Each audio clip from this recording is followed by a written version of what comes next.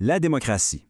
C'est une idée qui semble simple, mais qui est tellement profonde dans sa mise en œuvre. Alors aujourd'hui, on va explorer son essence ensemble. Démocratie, Zindabad. Ça veut dire « vive la démocratie ». Mais qu'est-ce qui l'a fait vivre au juste? D'où vient son pouvoir pour vrai? La réponse à ça, eh bien, c'est le fondement de tout le reste. OK, allons directement au cœur du sujet. Le principe numéro 1 d'une démocratie saine, c'est de comprendre d'où vient le pouvoir. Le principe est super simple en fait. C'est le peuple qui détient le pouvoir souverain.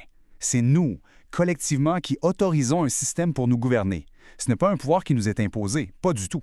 C'est une structure qu'on crée pour qu'elle soit à notre service. Donc, le point à retenir, c'est celui-là.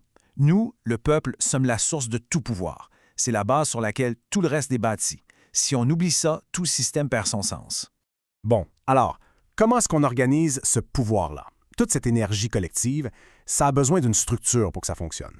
On crée ce qu'on appelle des institutions. Pas pour nous dominer, non, mais bien pour organiser le pouvoir et servir le bien commun. Elles sont là pour que nos ressources, comme nos impôts, nous reviennent en services concrets. La justice, la santé, l'éducation.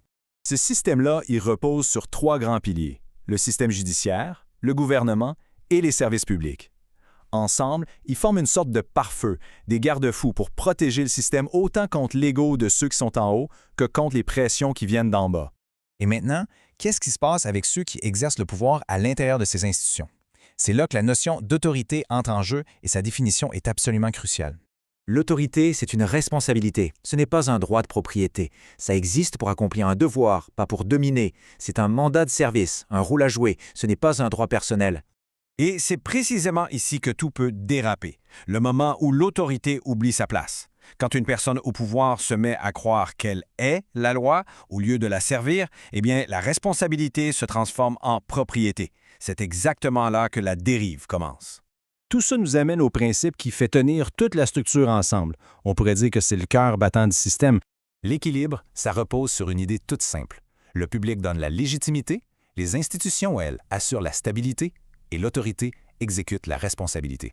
Chaque morceau dépend des autres. C'est une relation de symbiose. On ne peut pas le dire plus clairement que ça. L'équilibre, c'est tout. Quand cet équilibre est là, le système fonctionne comme il se doit, au service de sa source première, le peuple. Mais qu'est-ce qui arrive quand cet équilibre est brisé?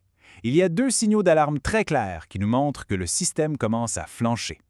D'un côté, quand l'autorité commence à agir comme si elle était propriétaire du système, celui-ci se met à dériver de sa mission. De l'autre, quand la foule essaie de se faire juge et partie, c'est tout le système qui se déstabilise de l'intérieur.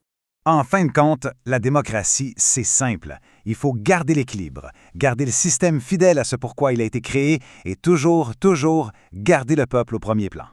Cette phrase, elle résume vraiment tout. Le public est la source, les institutions sont le système, et l'autorité est une responsabilité, pas une propriété. Maintenir cet équilibre fragile, c'est un défi de tous les jours. C'est notre responsabilité collective. Démocratie, Zindabad.